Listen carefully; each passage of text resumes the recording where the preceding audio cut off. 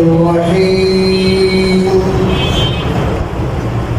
كتب عليكم الصيام كما كتب على الذين من قبلكم لعلكم تتقون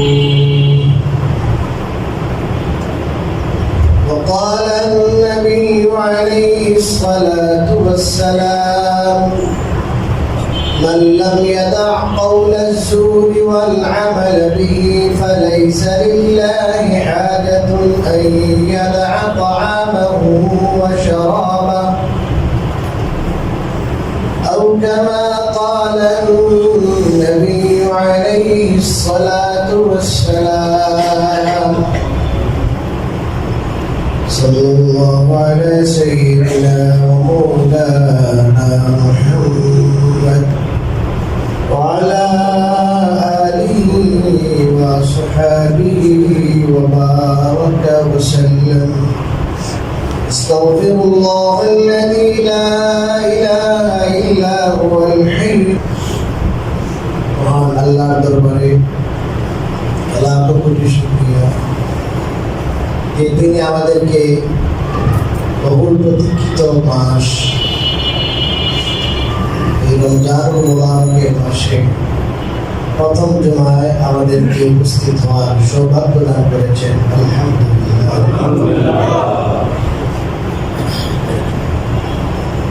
আমি আগেও আওয়াজ করেছি, আজও বিষয়টা একটু বিস্তারিত বলার চেষ্টা করব। রমজানুল মুবারক আল্লাহ রাব্বুল আলামিনের বিশেষ একটা দান, আর রোজাকে আল্লাহ ফরজ করেছেন বিশেষ একটা লক্ষ্যে, বিশেষ একটা উদ্দেশ্য। অতএব শুধু গতানুগতিক ভাবে যদি আমরা উপবাস করি, না খেয়ে থাকি, রোজা হয়ে যাবে, কিন্তু রোজার যে লক্ষ্য এবং উদ্দেশ্য সেটাকে অর্জিত হবে। অথবা আমরা এমনভাবে রোজা রাখবো যে রোজা রাখার মাধ্যমে রোজা ফরজ করার যে লক্ষ্য এবং উদ্দেশ্য সেটা যেন সাধিত হয়। কোরআনে কারীমে আল্লাহ রাব্বুল আলামিন সুস্পষ্টভাবে সেই লক্ষ্য এবং উদ্দেশ্য বলেছেন। আল্লাহ বলেন, কুতিবা আলাইকুমুস সিয়াম, তোমাদের উপর রোজা ফরজ করা হয়েছে, কামা কুতিবা আলাল লাযীনা মিন ক্বাবলিকুম, নতুন তোমাদের উপর ফরজ করা হয়েছে এমন নয়। তোমাদের পূর্ববর্তী যেসব উম্মাহ ছিল তাদের উপরও এটা ফরজ করা হয়েছে। তাদের উপর যেমন ফরজ করা হয়েছিল ঠিক তেমনি ভাবে তোমাদের উপর ফরজ করা হলো। উদ্দেশ্য লাআল্লাকুম তাত্তাকুন, যেন তোমরা মুত্তাকি হতে পারো, পরহেজগার হতে পারো, খুদাভীরু হতে পারো। মানুষকে আল্লাহ রাব্বুল আলামিন এমন স্বভাব দান করেছে, মানুষের স্বভাবের মধ্যে একটা হলো ফেরেশতা সুলভ স্বভাব, খাসিয়ত সিফাত। যেমন ফেরেশতারা জিকির আজকার করলে ভালো লাগে, এরা সবসময় জিকির আজকার করে, আল্লাহর ইবাদত করতে তসবিহ তাহলিল। এদের কাজই হলো আমল ইবাদত, আল্লাহর জিকির, আর কোনো কাজই নেই। আল্লাহ তাআলা এই গুণটা এটা মানুষের প্রকৃতির মধ্যে দিয়ে দিচ্ছে। এমন মানুষ কম হইল দুনিয়াতে আসে, এখনো আছে, সবসময় থাকে। মানুষ যেমন দুনিয়ার টাকা পাইলে, পদ পদবি পাইলে, বিভিন্ন সম্মানজনক জিনিসে মানুষ ভূষিত হলে মানুষ যেমন আনন্দিত হয়, উৎফুল্ল হয়, এর চেয়ে বেশি কিছু মানুষ যখন আল্লাহর ইবাদত করে, বন্দেগী করে, রোজা রাখে, তেলাওয়াত করে, তাহাজ্জুদ পড়ে, জিকির আজকার করে, তার আনন্দ হয়। তো দুনিয়াদাররা দুনিয়া পাইয়া আনন্দিত, আর আল্লাহওয়ালারা আল্লাহর জিকির ফিকির করে, ইবাদত করে তারা এর চেয়ে বেশি আনন্দিত। আল্লাহ মানুষের রুচির মধ্যে, প্রকৃতির মধ্যে এটা দিয়েছেন, এই জন্য তো আনন্দ পায়।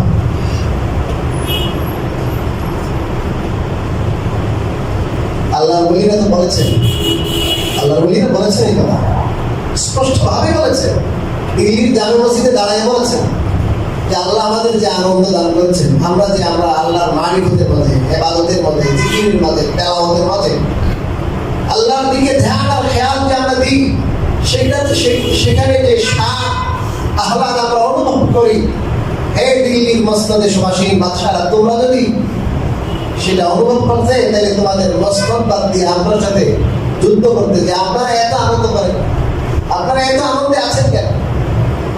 আল্লাহর মুরিরা, আল্লাহর ওয়ালারা ইবাদত কইরা জিকির ফিকির করে যে স্বাদ অনুভব করে, এটা ওনারাই বুঝে, অন্যরা অনুধাবন করতে পারে। আল্লাহ এই জিনিস মানুষের মধ্যে রাখছে।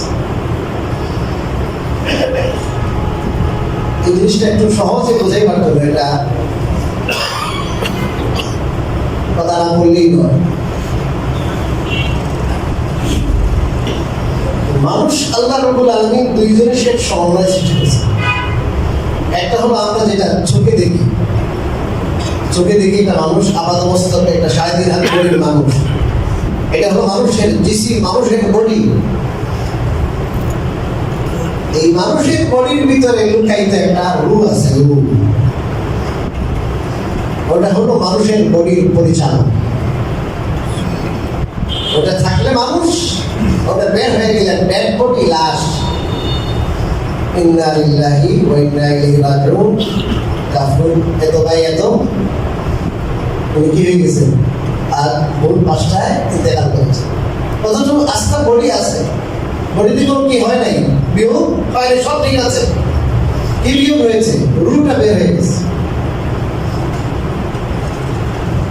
এবং পুরা দুনিয়ার মানুষের আজকে যে ঝুঁকটা, প্রবণতাটা, এই দুনিয়া নিয়ে কাটাকাটি, মারামারি, হাজার হাজার কোটি টাকা নিয়ে যা হচ্ছে, মস্তক নিয়ে, পদ পদবি নিয়ে, পজিশন নিয়ে, যে কম্পিটিশন আর যত মিথ্যাচার আর যা কিছু হচ্ছে, সব কিছু হলো মানুষের বডির চাহিদা।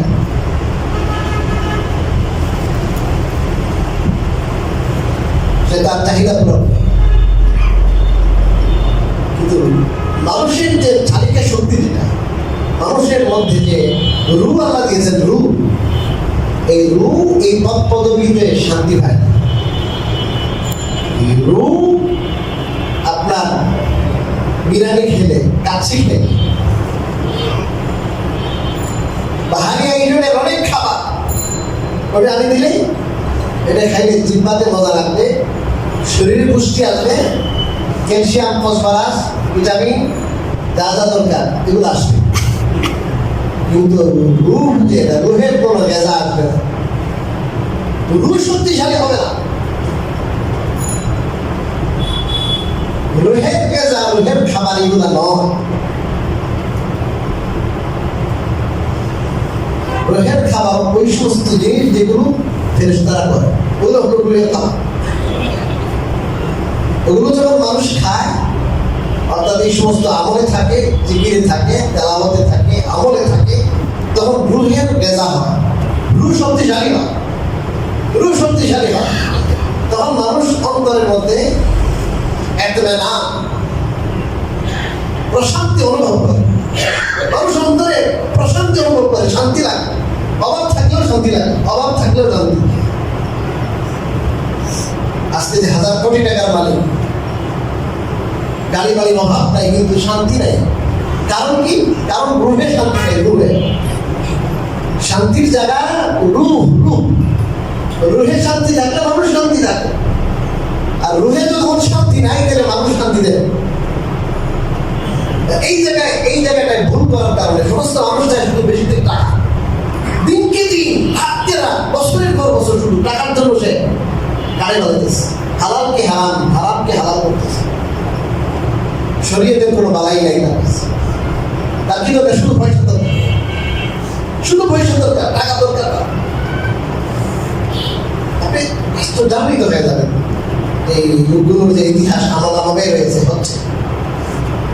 আমি হিসাব বেরিতে পারি না, আপনারা দিতে পারি। একটা মানুষ যদি নূহ আলাইহিস সালামের বয়স পায়, হযরত নূহ আলাইহিস সালামের বয়স পাইলে ওই টাকা দিয়ে শেষ করতে পারবে না। কেন? এই টাকার জন্য কেন দুর্নীতি করবে? এই টাকার জন্য কেন মানুষের পেটে লাগিয়ে দিবি?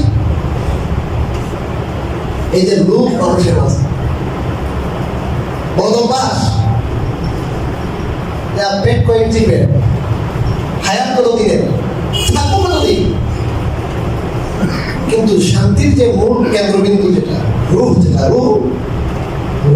রুহের কেজার ব্যবস্থা করা, খাবারের ব্যবস্থা করা, এটা চিন্তাই নেই। সব রুজি রোজগারের সব ব্যবস্থা করতেছে, আর বিবি বাচ্চা সব ত্যাগ টাকার জন্য। কিন্তু রুহের কেজার জন্য 5 ওয়াক্ত নামাজ পড়বে, ঘন্টা, 1.5 ঘন্টা, 2 ঘন্টা, 1.5 ঘন্টা লাগবে, এটা টাইম তার নাই, টাইম নেই। এই বুনিয়াদি জায়গা, মৌলিক একটা জায়গা, এই জায়গায় ম্যাক্সিমাম 95% থেকে বেশি মানুষ আমরা ভুল করতেছি। রমজান মুবারক আসছে, এই রুহের কেজার ব্যবস্থা মানুষের মধ্যে আল্লাহ তাআলা খাসিয়ত দিয়েছেন, বৈশিষ্ট্য দিয়েছেন, আর আমল করতে, জিকির করতে, রুহের কেজা, রুহের খোরাক জুগাইতে মানুষ ভালোবাসে একটা জিনিস। আরেকটা উল্টা হলো মানুষের মধ্যে পশুত্ব আছে, বাহিনীর পশুত্ব, পশুসুলভ অভ্যাস, পশু জৈবিক চাহিদা আছে, পশুর পেটের চাহিদা, খাবারের চাহিদা আছে, খেতেই থাকে। কি খাবে, কোথায় খাবে, কার জমিন থেকে খাবে, কোনো বিচার নাই, পাইলেই হয়েছে, ঠিক না? পাইলেই হইল। তার জৈবিক চাহিদা লাগে, যখন তার চাহিদা আসবে তখনই তৎক্ষণাৎ চাহিদা মেটানোর জন্য পাগল হয়ে যাবে, তার কামই এটা। এই জৈবিক চাহিদা পুরা করা, শারীরিক চাহিদা পুরা করা, এটা পশুত্ব। আল্লাহ এই জিনিসও দিয়েছেন মানুষের মাঝে, ফেরেশতার মাঝে না। মানুষের মধ্যে মানুষ মাজমাউল বাহরাইন, এই দুইটার সমন্বয় ঘটাইছে না। আর মানুষ যদি তার রুহের উপরে মেহনত করে,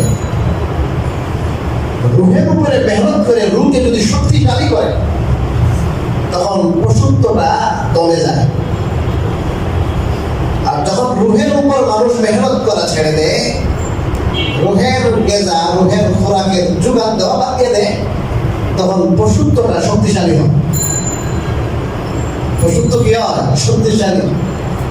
শুধু সে জৈবিক চাহিদা কেমন পুরা করবে এই চিন্তা থাকবে, মাথায় এলেই থাকবে। খায়েশ পুরা করা বিভিন্ন ওয়ে, এখন তো সব ওপেন হয়ে গেছে।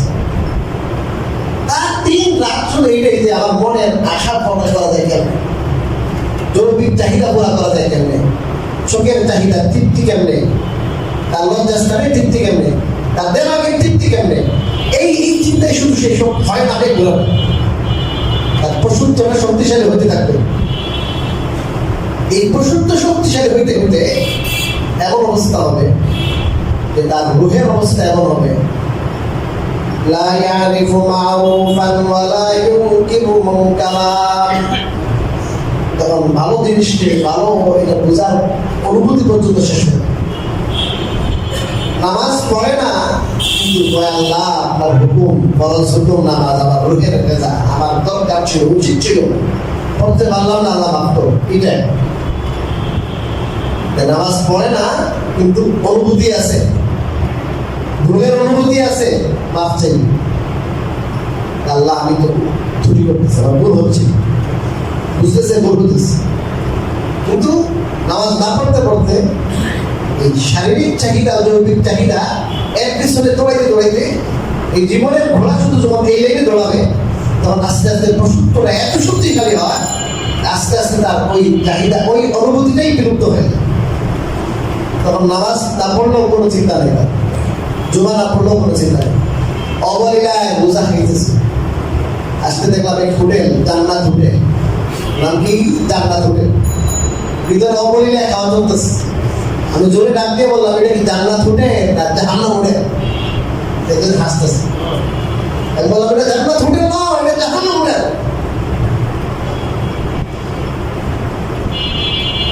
মানুষ এই যে তার খাওয়ার পিছনে, তার আমাকে খাইতে হবে এক বেলা।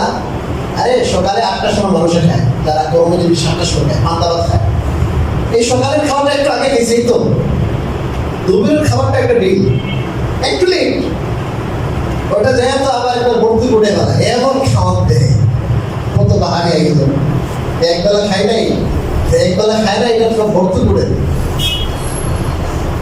একবেলা খাওয়া এটা পরিহার করতে পারে না, আমাকে খেতে হবে, আমি আগে থাকবো কেমনে, পুষ্টি থাকে না, এই জন্য সে কি করতেছে, রোজা খাইতেছে।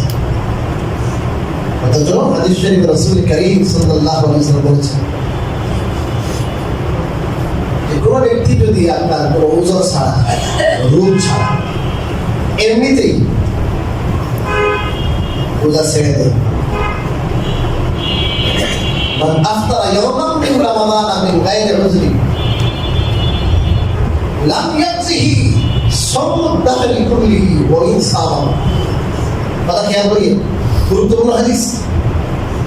কোন মানুষ কোনো ওজর ছাড়াই সফরে আছে, ওজর অসুস্থ, ওজর বিভিন্ন ধরনের অসুস্থতা আছে, অসুস্থতার কারণে রোজা রাখতে পারে না, এটা আল্লাহ মাফ করবেন, এটা তার ওজর, উনি ফিদিয়া দিয়ে দিন, ফিদিয়া দিন।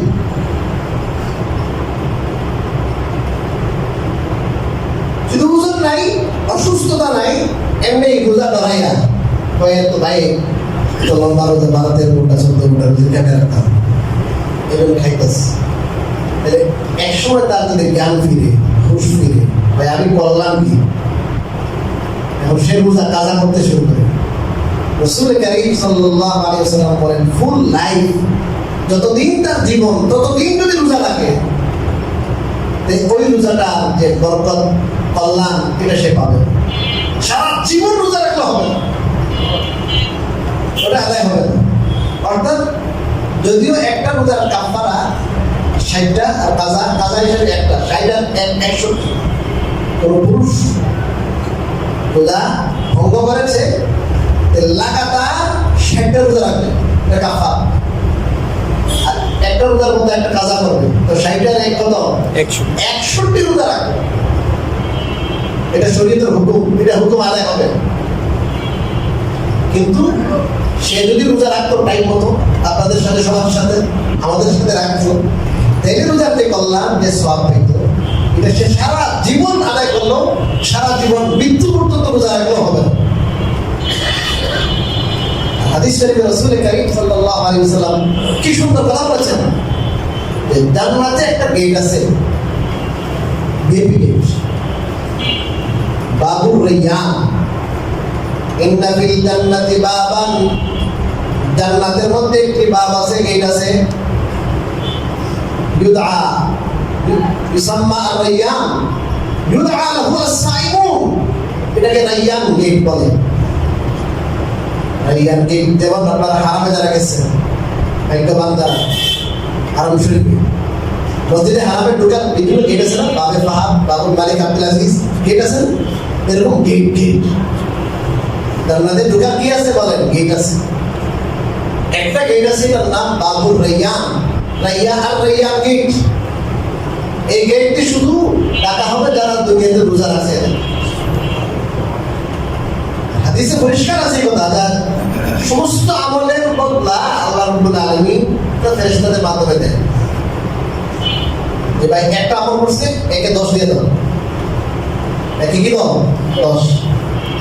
কিন্তু রোজার ব্যাপারটা আল্লাহ বলছেন না, এখানে একে 10-এর দুটো বিধান নাই। ইল্লা সাওম ফাইন্নাহু লি ওয়া আনা আজজি বিহি।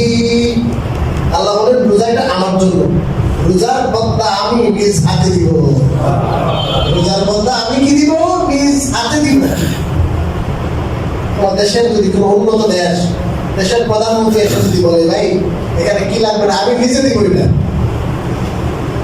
আমার সামনে আসবে না, আমাদের মাধ্যমে অফিসিয়াল কিছু একটা আমি নিজে ডাইরেক্ট আমি ডিল করবো। চিন্তা করে আরহামুর রাহিমিন, সমস্ত বাদশাদের বাদশা, তিনি বলতেছেন আস-সাওমু লি, রোজা আমার জন্য, বান্দাকে আমি নিজ হাতে রোজার বদলা দিব। কত বড় কথা পড়া, একবার সে না খায় থাকতে পারে না, রোজা ভাঙতেছে। আমি কোন দিকে আলোচনা করবো, রোজার যে বৈজ্ঞানিক দৃষ্টিকোণ আছে, শরীয়তের প্রত্যেকটা হুকুম, আল্লাহর কসম, আল্লাহর শপথ করে বলছি, শরীয়তের প্রত্যেকটা হুকুম মানুষের কল্যাণের জন্য, আল্লাহর কোনো ফায়দা নেই, কোনো গরজ নেই। একদিকে হলো এই শরীয়তের বিধান পালন করবো, জান্নাত পাবো, সওয়াব হবে, আখিরাতে যেটা চিন্তা করতে পারবো না, আল্লাহর রহমত চিন্তা করেন আপনি।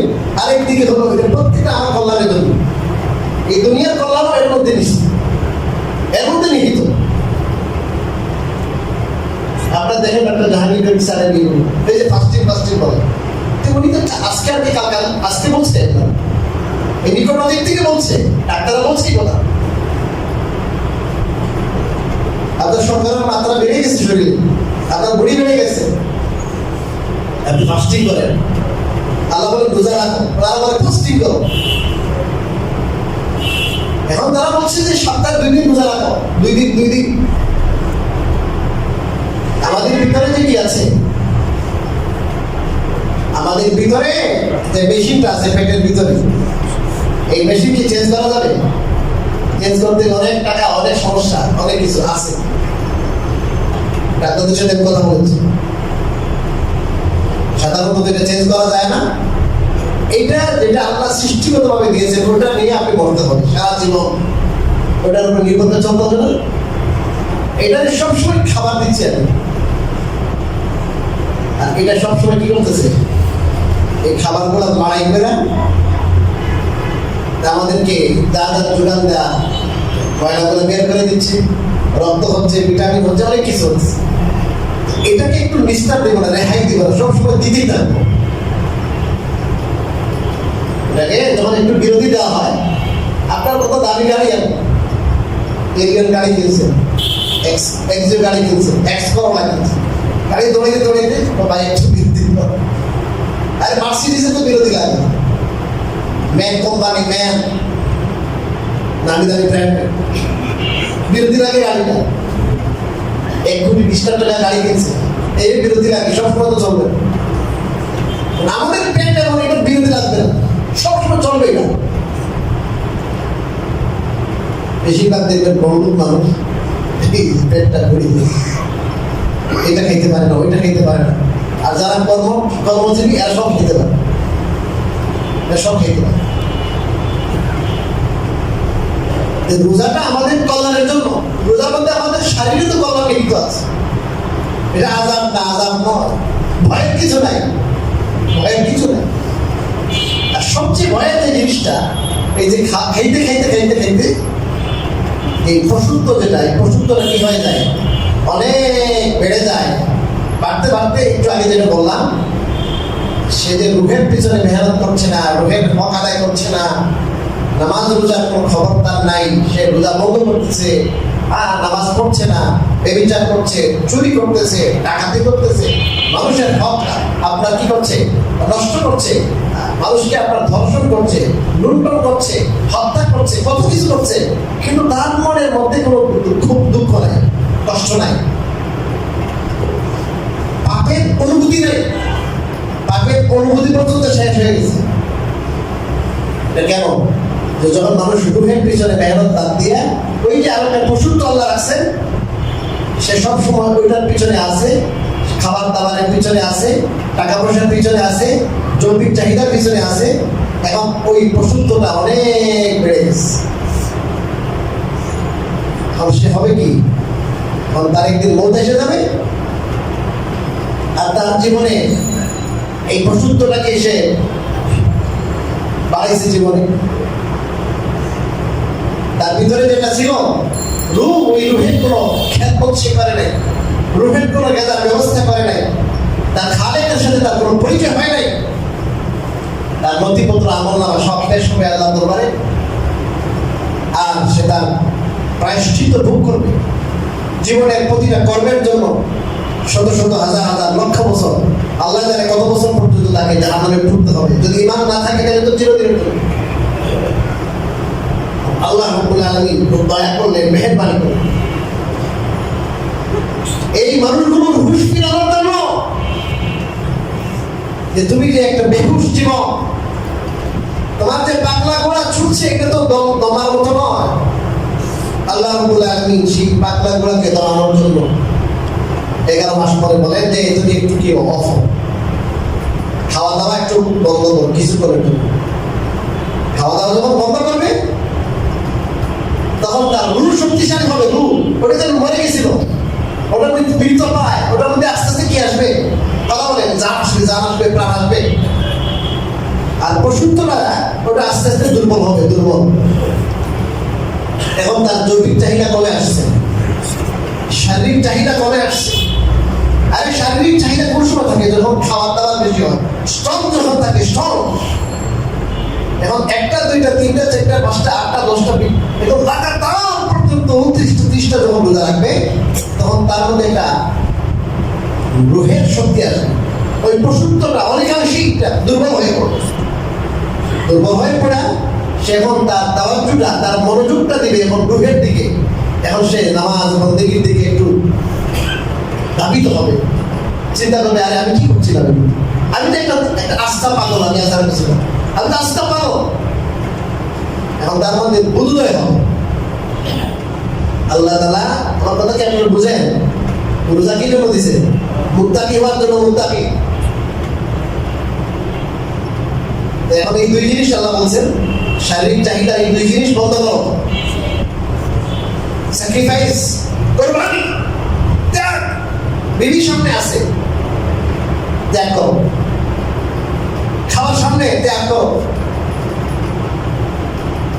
রান্না করতেছো, বাহারি আইলো, খাওয়া যাবে না। প্রাণ কষ্টাগত, অনেক কষ্ট হচ্ছে।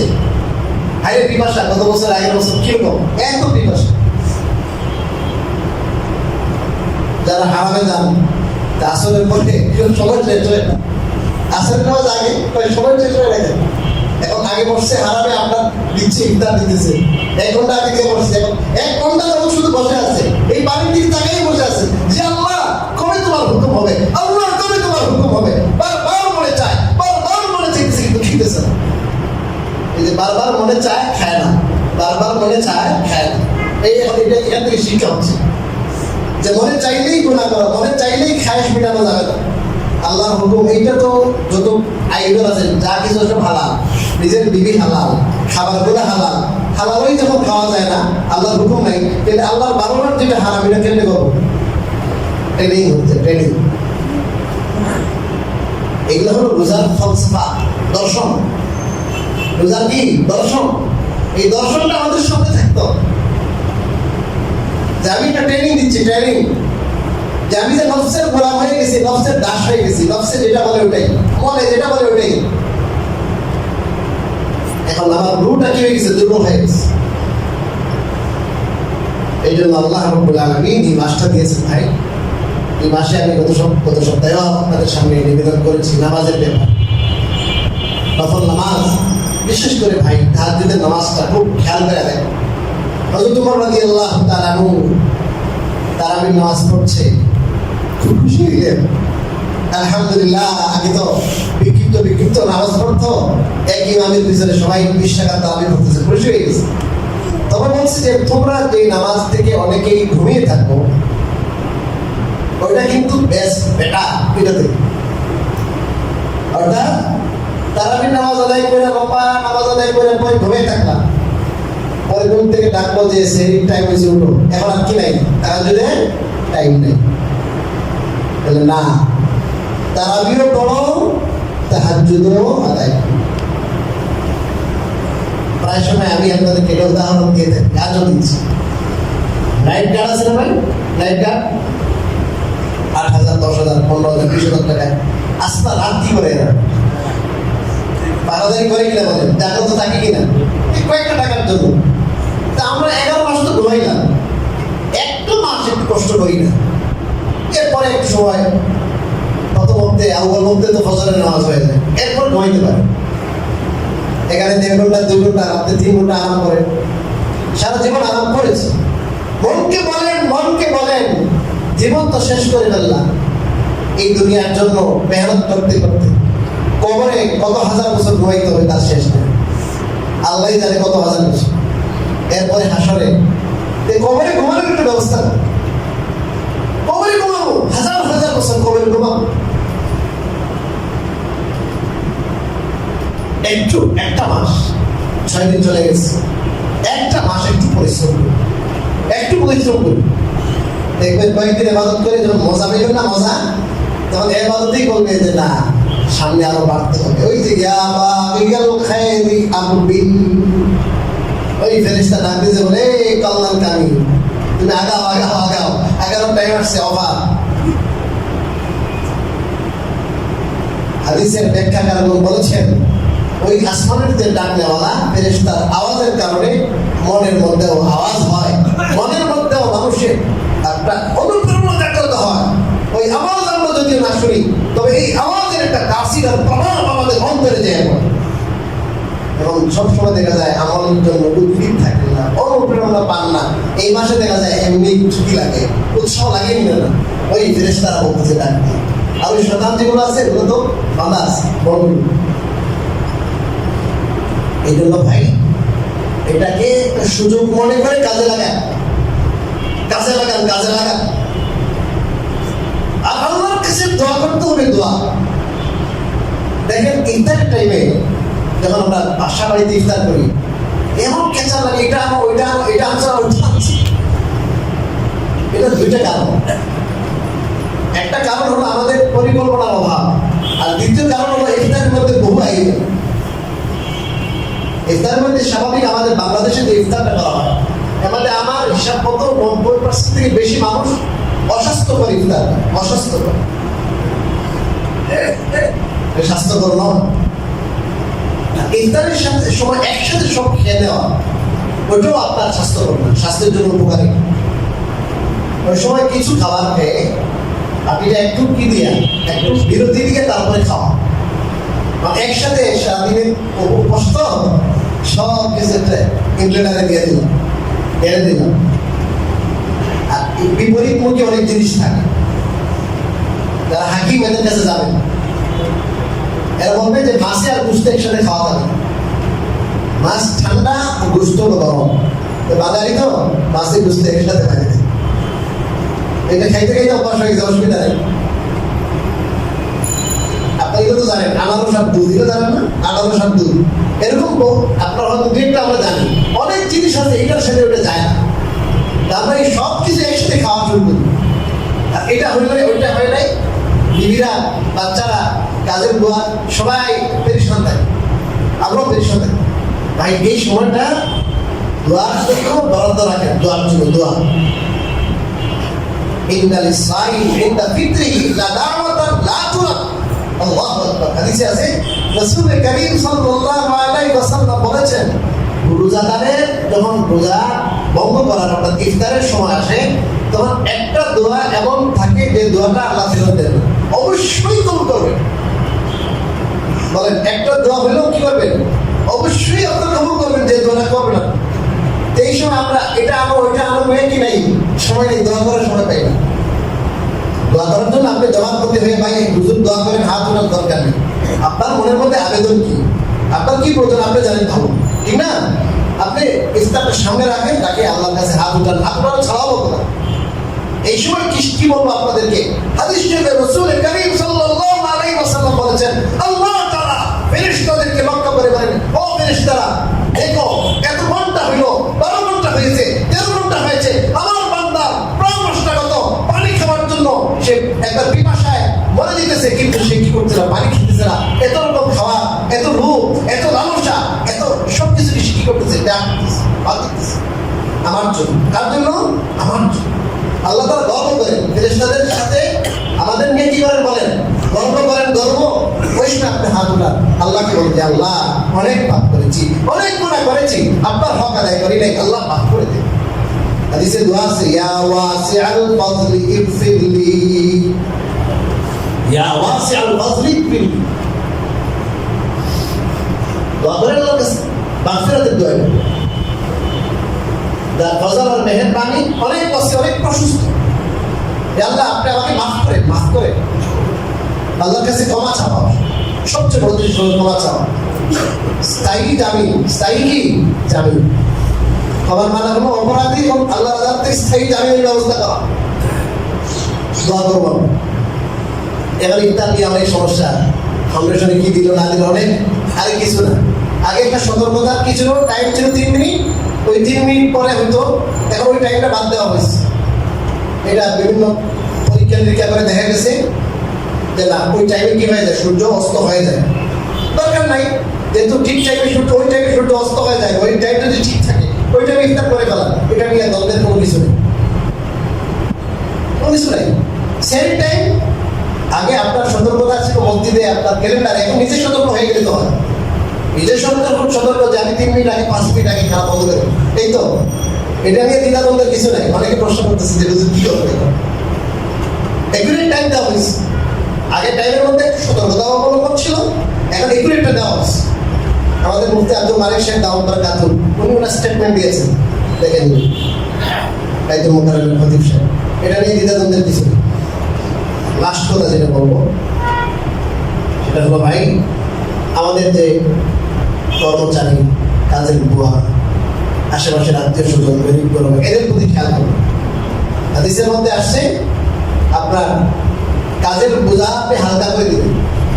কাজের বোঝা কি করে দেওয়ার জন্য বলছে হালকা, কারণ কাজের বুয়া কিন্তু সবসময় কাজ করা না, এই তো মানুষ কিনা বলেন, তার একটা জান আছে না, তাকে একটু হালকা করে দিন, এই কাজ তুমি একটু অর্ধেক, আমি একটু করে নেবো, ভাগাভাগি করে নেন, ভাগাভাগি করে নেন, একদিন মুসো আরেকদিন কি করো, ঝাড়ু দিলে হয়ে যাবে। যেভাবে আপনি বুঝে ভালো মনে করেন, একজন মানুষ হিসেবে, রোজাদার হিসেবে আপনি তাকে বকাঝকা করবেন না, মাফ করে দিবেন, দয়া পরবশ হবেন, একটু ইফতারি একটু নিয়ে নেন, এটা বেতনের সাথে না, একটু দেন, গরিব গুরবাকে একটু দেন। আজকেও একজন আলেম ইমাম ছিলেন, আমাদের আবুল বাসার নোমান হিসেবে সাথী ছিলেন, অনেক ঘরবাড়ি ভেঙে গেছে, ওনার ছেলেও একটা অসুস্থ দীর্ঘদিন যাবো, এই ঘর একটা এই যে আমাদের হুজুরের মাধ্যমে আসছে, ঠিক আছে বসবেন। এভাবে আরো অনেকেই থাকে, আপনারা দান দক্ষিণা করবেন, গরিব দুঃখী যারা আছে, অভাবী যারা আছে, মানুষ খুব সময় একটু নিয়েতে পড়ে, অনেক ভালো ফ্যামিলির মানুষ, ভালো পজিশনের মানুষ হঠাৎ বেকারে পড়েছে, ওনাদের প্রতি একটু কি করবো আমরা, সহমর্মিতার আচরণ করবো। গাজা মুসলমানদের জন্য আমি এলান করেছিলাম, আলহামদুলিল্লাহ অনেকে এ করতেছে, দিচ্ছে। আর আপনারা দোয়া করবেন, আমার এক ভাই মহব্বতের, উনি মসজিদের কাজের জন্য নাম বলতে নিষেধ করেছেন, 1 লাখ টাকা দিয়েছেন, বল নাম 1 লাখ টাকা দিয়েছেন, বলছেন হুজুর আপনার কাছে দিলাম, বল নাম বলি, এটা হলো 1 লাখ টাকা দিয়েছেন। গাজা মুসলমানদের জন্য আরো 10,000 টাকা দিয়েছেন, আমার কাছে দিয়েছে। আলহামদুলিল্লাহ অনেকে আছে, মন থাকতে হবে, এইটা যেটা দিচ্ছেন ওইটাই হলো আখিরাতের পুঁজি ভাই, ওইটা